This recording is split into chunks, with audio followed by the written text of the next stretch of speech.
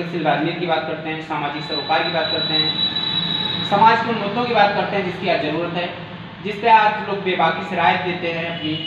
हम यहाँ जाति धर्म की बात नहीं करते, विकास की बात करते हैं। इसके क्रम में हम आम लोगों से लेकर के खास लोगों से विभिन्न विषयों पर चर्चा करते हैं। तो इसी क्रम में आज हमारे साथ भदोही जनपद के कांग्रेस के जिला अध्यक्ष श्री राजेंद्र दुबे जी हैं, जो राजनीति में कई वर्षों से काम कर रहे हैं, कांग्रेस के विभिन्न पदों पे सुशोभित कर चुके हैं, शासन से राजनीति कर रहे हैं। और हम उनसे राय लेते हैं कि वास्तव में जो आज की राजनीति है उसको कैसे बेहतर बनाया जाए और जो आज राजनीति है उसके बारे में उनका क्या राय है। दुबे जी, आपका स्वागत है आईपा में, क्या कहना चाहेंगे आप?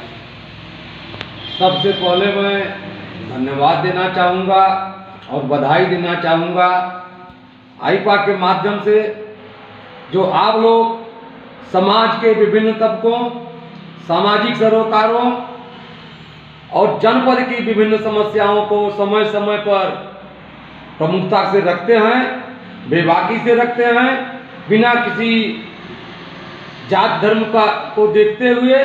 इसके लिए मैं भदोही की ओर से, जिला कांग्रेस कमेटी की ओर से आप लोगों को बहुत बहुत धन्यवाद देना चाहूँगा। जी, राजनीतिक स्थिति है उसके बारे में आपकी क्या राय है? इसको कैसे और बेहतर किया जाए? जिस तरह आज की राजनीति देखी जा रही है उसको बेहतरी के लिए कैसा काम करना चाहिए, कैसा प्रयास करना चाहिए? जैसा कि आप जानते हैं, भदोही जनपद का विकास 89 के पहले जब कांग्रेस की सरकारें रही, आप कहीं भी पूरे जनपद में घूमेंगे तो विकास के नाम पे आपको पुराने ट्यूबवेल मिलेंगे, कांग्रेस के समय की बनी हुई नहरें मिलेंगी, कांग्रेस के समय में औराई चीनी मिल की क्या दुर्दशा है यह किसी से छिपी नहीं है। भदोही के विकास के लिए एक जो उलेन मिल बनी थी उसको भी बाद की सरकारों ने बेच दिया। बड़वापुर का ड्राइंग प्लांट बना, वो नहीं चल पाया। गोपीगंज में कंबल कारखाना, उसकी दशा देख लीजिए।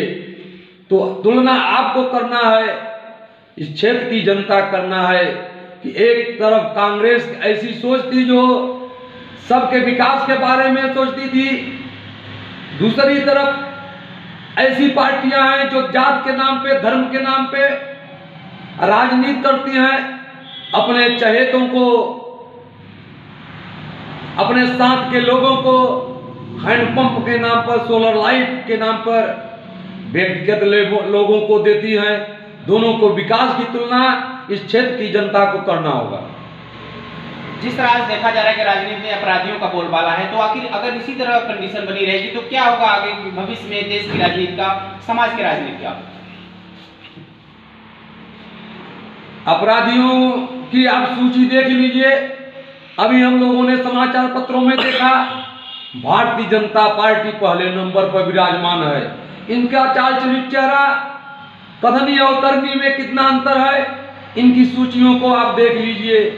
दूसरी तरफ सपा और बसपा हैं, उनके प्रत्याशी को देख लीजिए, और एक तरफ कांग्रेस पार्टी के उम्मीदवारों को आप देख लीजिए जो सूची जारी हो गई है, और जहां नहीं जारी हो उनकी आवेदकों को देख लीजिए।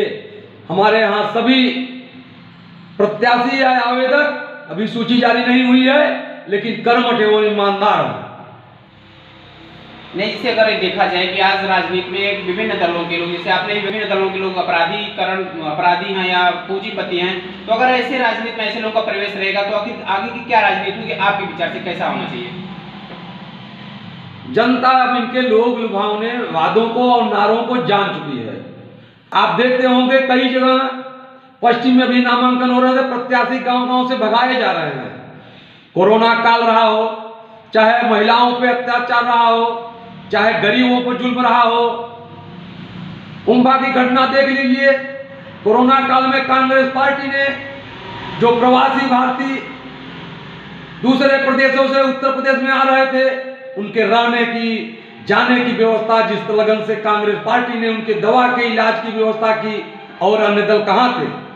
जब भी भारतीय जनता पार्टी के कुकर्मों पे बोलना हुआ, इनके तानाशाही पे बोलना हुआ, केवल आदरणीय प्रियंका गांधी जी सम्मानित अध्यक्ष प्रदेश हमारे अजय कुमार लल्लू जी ने संघर्ष किया, सपा और बसपा के लोग घरों में बैठकर केवल ट्वीट से काम चला लेते थे, तो हमारी नेता आदरणीय प्रियंका गांधी जी आधी रात को भी अगर गरीबों के घर जाना हुआ, जो पीड़ित है उनके घर जाना हुआ, तो जाने में कोई संकोच नहीं है। पूरे समय में इस निकम्मे और भ्रष्ट सरकार के खिलाफ, तानाशाही सरकार के खिलाफ केवल कांग्रेस पार्टी ने पूरे 5 साल संघर्ष किया है।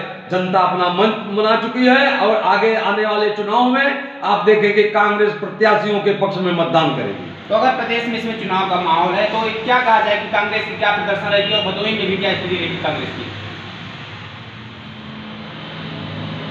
आज के दौर में मैं इतना कहना चाहूंगा कि प्रियंका गांधी जी के नेतृत्व में उत्तर प्रदेश में कांग्रेस की सरकार बनने जा रही है और भाजपा बसपा सपा सभी एक सिक्के के दोनों मिले हुए हैं। मायावती जी ने आपने देखा होगा पूरे 5 साल भारतीय जनता पार्टी की भाषा बोलती रही सपा और भाजपा बसपा आपस में नूरा कुश्ती का खेल खेल रहे हैं। जनता को झूठे वादों पे केवल बरगलाने का काम कर रहे हैं। जनता उत्तर प्रदेश की समझ चुकी है कि विकास होगा तो जो कांग्रेस के समय में जो बिना जात धर्म और भेदभाव के विकास करती है उसको लाना है। तो कांग्रेस क्या इस चुनाव में अगर मान लीजिए कि किसी के साथ माने चुनाव उसमें सरकार बनाएगी कि फिर अकेले ही अपने दम पे बना रही है? अब इसका निर्णय तो आप जानते हैं सिर्फ नेतृत्व करता है, लेकिन हमारी प्रियंका गांधी जी हम लोगों की नेता ने कहा है कि उत्तर प्रदेश की सरकार कांग्रेस के बिना बन नहीं पाएगी और हम भारतीय जनता पार्टी को रोकने के लिए कुछ भी करने के लिए तैयार हैं, क्योंकि भारतीय जनता पार्टी की नीति रही है आप भाई को लड़ाना, जात को जात से लड़ाना, धर्म को धर्म से लड़ाना, परिवार को परिवार से लड़ाना। लेकिन इतना विश्वास है कि कांग्रेस ने जो काम किया है, आज गांव में चले जाइए सब कह रहे हैं इससे सबसे अच्छी तो कांग्रेस पार्टी ही थी।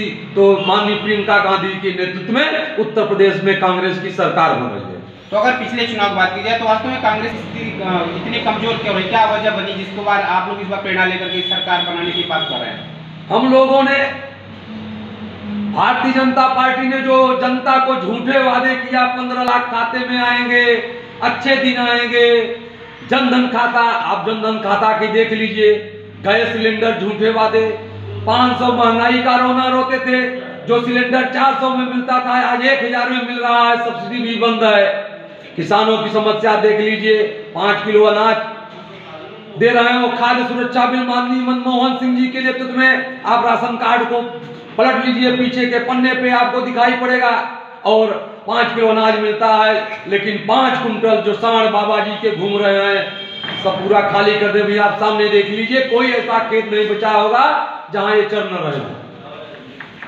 तो आपने विभाग राय रखी, आपने कहा कि सरकार प्रदेश में फिर से कांग्रेस के नेतृत्व में बन रही है, तो आप हमारे मंच आईपा के प्रयास को क्या कहेंगे, क्या आपका राय है?